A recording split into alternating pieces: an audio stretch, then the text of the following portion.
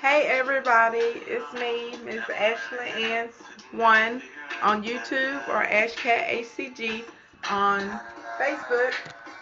There you go. And I'm shooting from my powder room downstairs because, well, for one is downstairs, and I just came out from a walk. So I'm basically too lazy to walk up the stairs or whatever, and I've been pretty raggedy with my BlackBerry shooter. So I figured this way, it wouldn't look like a Blair Witch project because I can focus the camera. So anyway, sorry if it's weird because I'm in the powder room. But this time I'm a little bit more organized with tips and tricks. And the first one I just did tonight. It is walking. Walking is a trick. Although on Dr. Simeon's protocol, you do not have to work out and it does not say for you to walk. If you've gone several weeks into the protocol and you have not walked, you will be amazed with just walking a mile or a mile and a half will do for you. You don't even have to go at a brisk pace. You can take it at a leisurely pace, and a lot of times it will lift people's numbers up. Instead of them having like zero point 0.4 or zero point 0.5 releases, they go back up to like 1 and some change. Some people even get 2 and some change for releases. So that's tip number one, and like I said, forgive my appearance because I've been walking. Okay, now I'm a little bit more organized this time than I was last time, so we're not going to have to ramble through the freezer. I got everything out on the counter. My first tip is saran wrap. We eat tons and tons and tons and tons of produce when we are on the VLCD, and saran wrap is amazing. Instead of putting your fruit or vegetable, whenever you're finished with it, putting it in a Ziploc bag, use saran wrap. It uses less, it's less expensive, and saran wrap really prolongs the life of your produce. Normally, before you see, this is a cut cabbage, and we all know once you cut a cabbage, it starts to go bad pretty fast. This cabbage is 3 weeks old, no lie, and it still's in good shape because it's saran wrap. I don't know what the saran wrap does, but it like really prolongs the life of the produce. So I saran wrap everything. My onions, my cabbage. I can't saran wrap spinach, of course. But if I only eat half of an apple, I saran wrap it, and it's still good to go tomorrow. So get y'all some saran wrap. That is a tip. Saran wrap, though, is also a trick. It has a dual purpose. Y'all are gonna giggle at this, but I swear, there are tons of people that do it, and it works. You can wrap your waist, your arms, your thighs, your hips, whatever you're trying to shrink in saran wrap while you're sleeping. It will raise the body temperature in that area and cause it to sweat and release the water weight. So it makes your inches shrink. So wrap your body in saran wrap if you dare, but it is also a trick. Next tip, chicken broth. I know a lot of y'all use vegetable broth. I love chicken stock.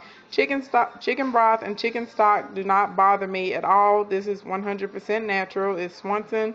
It has salt, veggies, chicken, or whatever in it, and it's great for a base of soups. It's good to add some flavor to your chicken.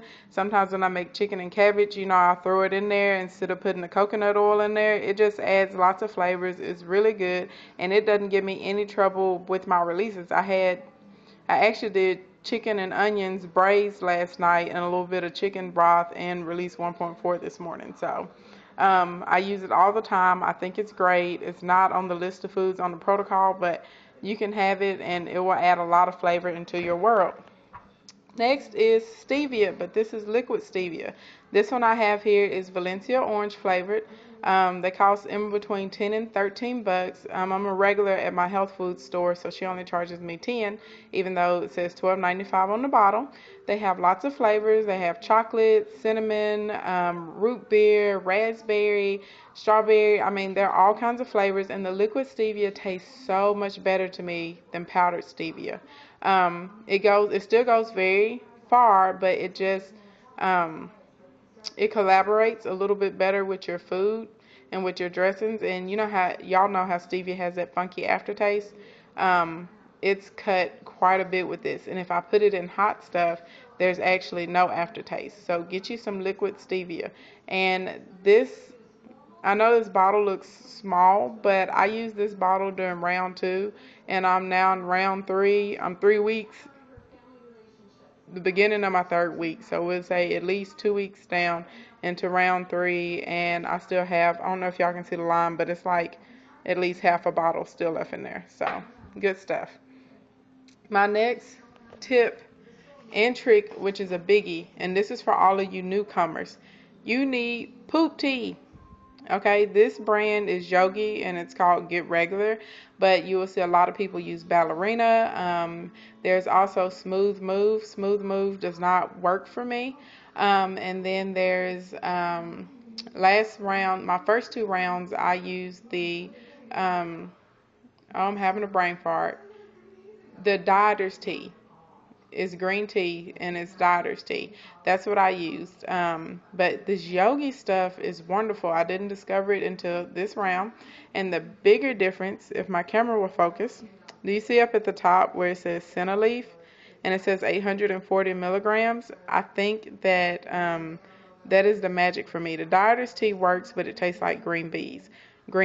This Yogi tea tastes delicious. You can taste the mint. You can taste something sweet in there. You can taste oranges.